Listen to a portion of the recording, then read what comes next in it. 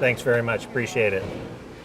So Matt, this was really great. I really appreciate your time, all the perspectives you bring from all the customers you work with. It really helps me think about my strategy and my program and what I could be doing different. So we should do it more often. Oh, I absolutely agree. This has been a great deal of fun for me as well, but I'm not letting you off quite that easy. I should have known.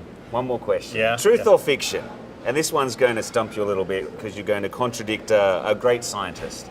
Einstein was wrong. We can continue doing the same things and expect different outcomes. Your feelings on that? He was absolutely right. We cannot continue to do things the same way. The business models and business is changing. The threat landscape is changing.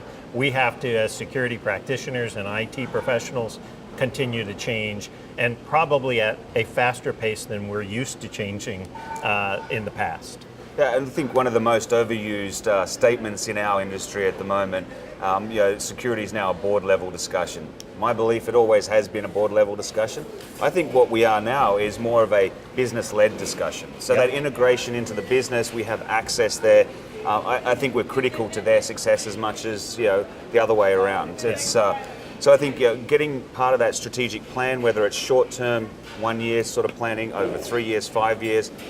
For me personally, within my organisation, we're very active in what does that plan look like? How does our business shape moving forward? Yep. I think business models, security has to change at the same rate or maybe a little faster than the business models are changing within the company and the strategies of a company. Today, to think about a 10-year strategy for most technology companies like ours, doesn't exist. It's 1 to 3 years, and the technology and everything has changed, and so you have to be adapting and changing that fast to keep pace with it. So one of the things we're doing within the organisation is looking at what do we need to change now that will have a big impact in the future. And I think one of the big terms that always pop up is millennials. Yep. I mean, completely different, as you can see from the two of us, we're aging, and I think we're reasonably representative of the old guys in the security world. Yeah, there you go. But millennials are obviously having a big impact right across the business. Do you see them coming into the, as you bring more people, the younger people into the organisation, are they going to change the way security's implemented, designed, accessible within an organisation? I think they bring a different approach, a different way of partnering with each other, different way of working, and a different mindset to the equation. The thing that I try to do is figure out how to take that and harness it with the security professionals that have been doing it for a while and create a mix. I do a lot of cooking, and when you put all the right ingredients together, it tastes really good.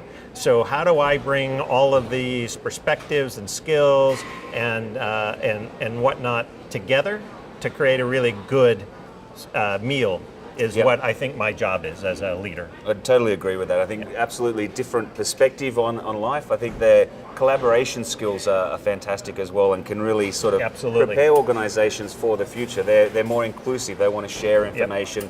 They're willing to discuss outcomes based on where the business is going. Absolutely. So, totally agree with you. Yeah. Steve, planning's already in place probably in both of our organizations for 2019. So crystal ball question for you. 3 things that our clients can do today that's going to have a serious impact on their security posture in 2019. So number 1, make sure you understand your company's business and product strategies and how they're going to market so that you can align to it. Number 2, make sure that you understand your current posture and how it either is aligned to or has gaps to that business strategy.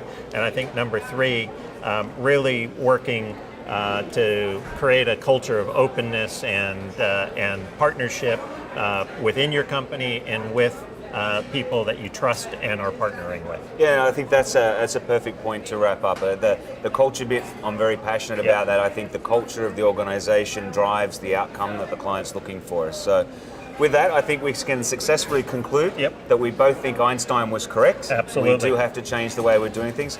Steve, this has been great for me. I've learned a lot. I've really enjoyed our time together, and I look forward to doing it more often. Me too. Thanks a lot. Thank you.